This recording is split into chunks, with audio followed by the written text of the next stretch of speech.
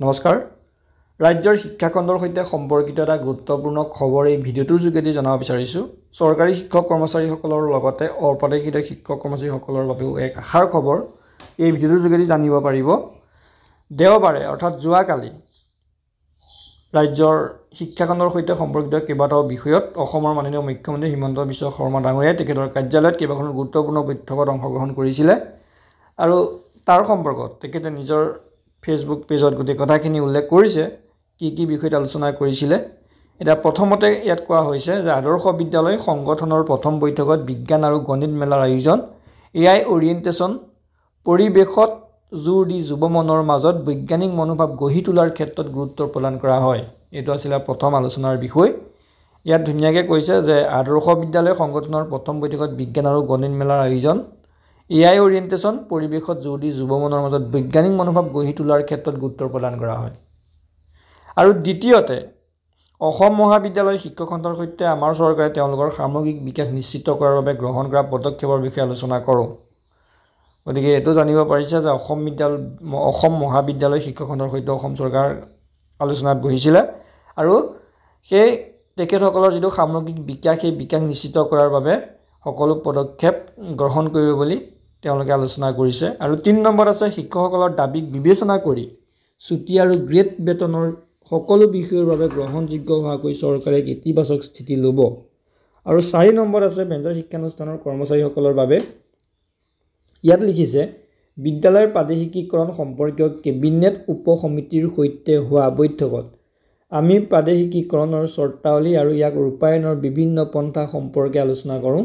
লগতে বিষয়াসকলক ইয়াৰ বাবে ডাটা ভেলিডেশ্যন ত্বৰান্বিত কৰিবলৈ নিৰ্দেশনা প্ৰদান কৰোঁ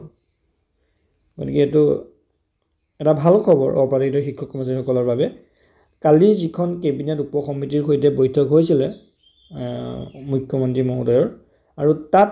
লোৱা সিদ্ধান্তটো হ'ল যে প্ৰাদেশিকীকৰণৰ যিখন চৰ্তাৱলী কোনবোৰ নিয়ম থাকিব শিক্ষানুষ্ঠানসমূহ পুনৰ প্ৰাদেশিকৰণ কৰিবৰ বাবে আৰু সেই চৰ্তাৱলীখন আৰু ইয়াক ৰূপায়ণৰ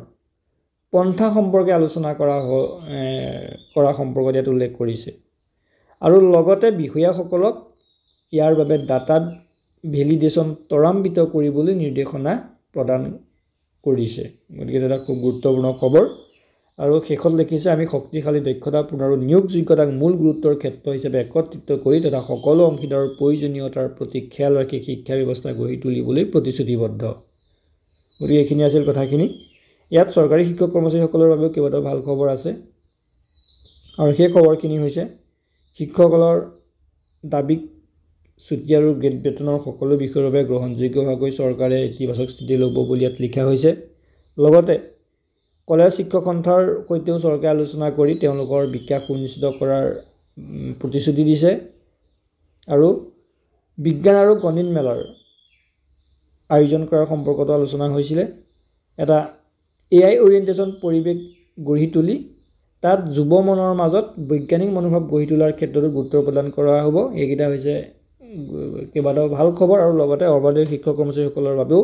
প্ৰাদেশিকৰণৰ চৰ্তাৱলী আৰু সেই তাক ৰূপায়ণ কৰিবলৈ বিভিন্ন পন্থা সম্পৰ্কে আলোচনা কৰিছে লগতে ইয়াৰ বাবে যিখিনি ডাটা ভেলিডেশ্যন আছে সেইখিনি ত্বৰান্বিত কৰিবলৈ বিষয়াসকলক নিৰ্দেশনা দিছে গতিকে এইখিনি আছিল খবৰখিনি এই গুৰুত্বপূৰ্ণ খবৰখিনি অসমৰ মাননীয় মুখ্যমন্ত্ৰী হিমন্ত বিশ্ব শৰ্মা ডাঙৰীয়াই নিজৰ ফেচবুক পেজত জনাইছে গতিকে এই খবৰখিনি আপোনালোকৰ আগত শ্বেয়াৰ কৰিলোঁ ধন্যবাদ